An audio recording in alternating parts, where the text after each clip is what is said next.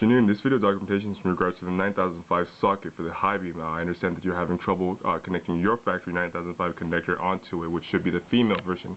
The 9000 socket that I have should be the male pin version, which I understand you're reporting that the pins might be too close for it to fit onto your factory harness. My recommendation, just wondering if you have a flathead tool, because we do this troubleshoot numerous times, which is just a simple matter of just spacing out the pins so that they can just slide into your 9005 connector. So if you have a flathead, again, you can notice that the pins are pretty close, and you can compare your own factory harness, which I have an example 9005 connector right here. I see the pin slots about the diameter or the length of it, and I'm trying to best match it so that it can slide in properly.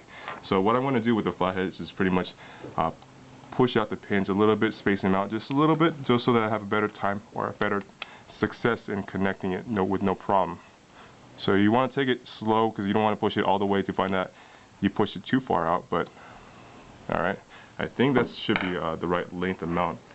So once that's done, halogen components are not polarity sensitive, so it shouldn't be too much or too bad about it. So when you got your 9005 connector pretty much connected, if you push it and you feel resistance, check on it again to make sure that the spacing of it is indeed correct. But once you feel that you got it correct, should slide right in with no problem, because the 9005 connector actually has its pin slot slanted like this to accept the pins inside.